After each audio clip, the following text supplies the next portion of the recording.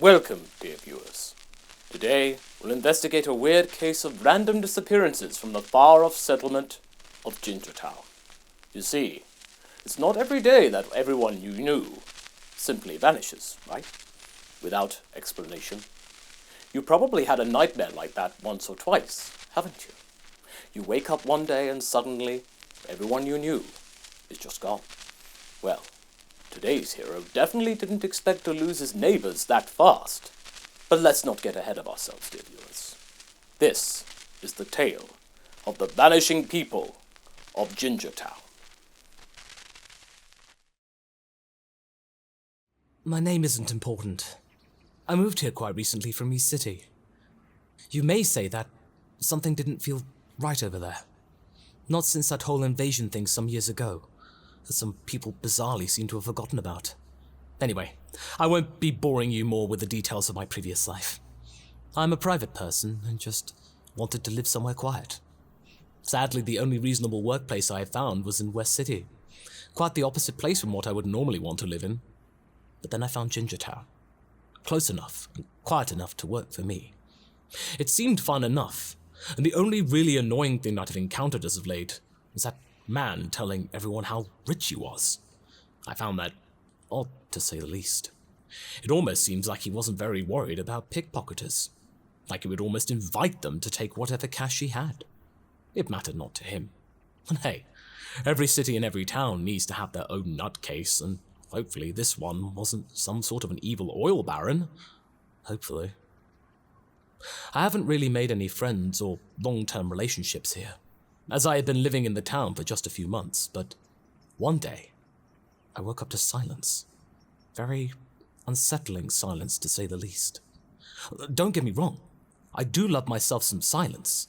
That's why I've chosen the suburbs as the place of my living for the rest of my days. Sorry, I'm repeating myself. It's just, I didn't really have a chance to talk to anyone in a while, you see. I looked through the window, and I noticed cars parked in the middle of the road. I thought to myself, what a bunch of idiots. Don't they have a better place to park? I showered, dressed, and decided to investigate for myself the possible cause for this rather sudden desire to litter the streets with stranded automobiles. I went outside, but there was nobody there. There's usually an old man from the lower floors doing something out on the forecourt, and yes, I live in a tenement house, by the way. He would mostly be sitting on the bench reading a paper, but even he was gone. There were cars just strewn around all over the place, and clothes.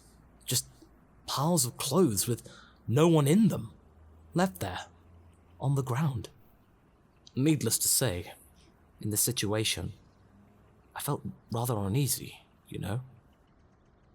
I'd seen some movies about the end of the world, and this honestly looked very much like one of those moments. Of course, I'm a pretty hard-headed individual, and I don't believe in things like that. There had to be some rational explanation. So, led by both fear and curiosity, I decided to investigate some more. As I walked through the streets that I usually pass through when walking towards the bus stop, they have a good service towards West City, I kept finding more and more clothes. There were no stray dogs about at all. I sometimes fed them with my leftover luncheon meat from breakfast, but they weren't here today to partake in my offerings. Not even that annoyingly loud paperboy was here to ask me if I wanted to buy a paper. Not that I ever bought one. In any other circumstance, I wouldn't have minded the silence. Like I say, I'm a private person, and I like, well, silence and solitude. But this was slightly disturbing, you see. I wasn't expecting silence right now, and to have it, at this moment, is tantamount to horror. Minutes pass, and it becomes clear that things are not going to be going so smoothly. No buses were coming. I waited at the stop for another 30 minutes, and I saw none pass by. Nobody else came to the stop to join me either. I was the only one there. I looked to the sky. It was a perfect, nearly cloudless day. Nothing out of the ordinary.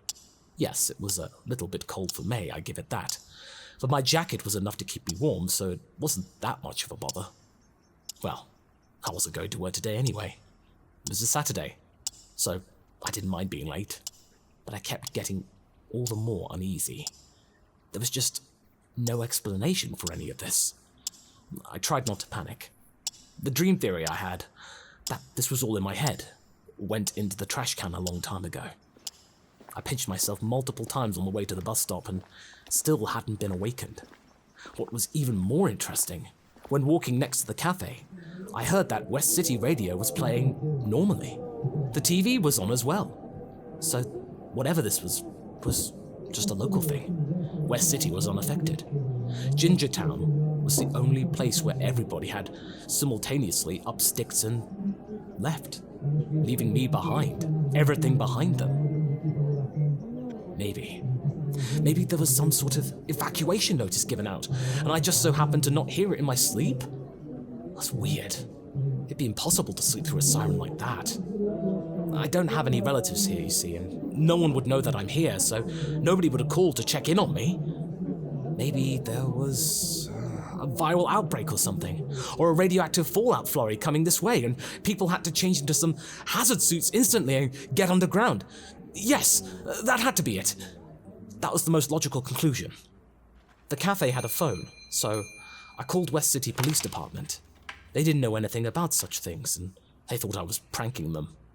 Next, I called the West City TV reception and told them of the sudden silence upon Gingertown.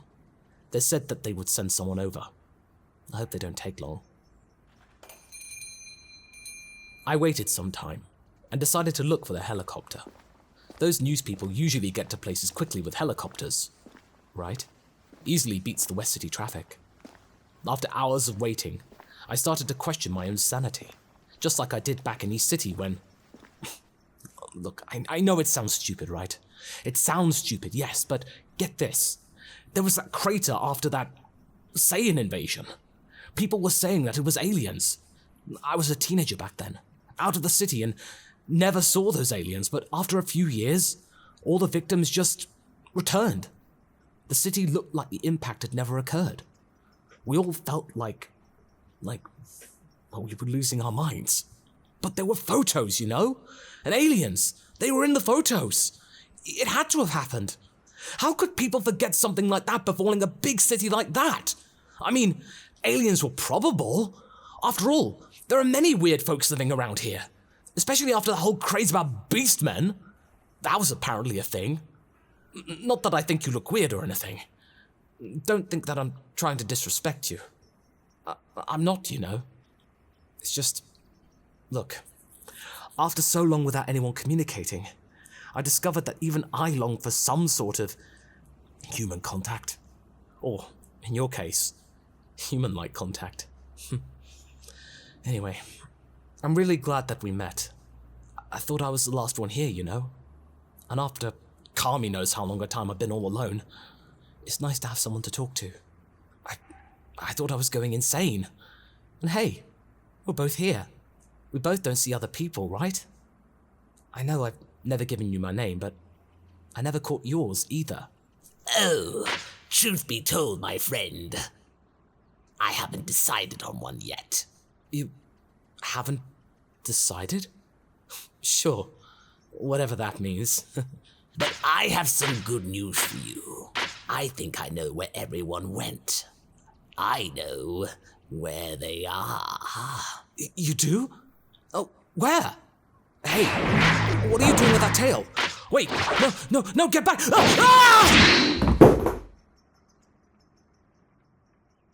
And that ends this little story. Remember, when you find yourself in an abandoned city, the wisest thing to do is to simply run. Otherwise, the consequences might be quite unpredictable. In a perfect world, some services would have helped our friend, but this is not the perfect world. That's all for today, dear viewers. Stay hydrated.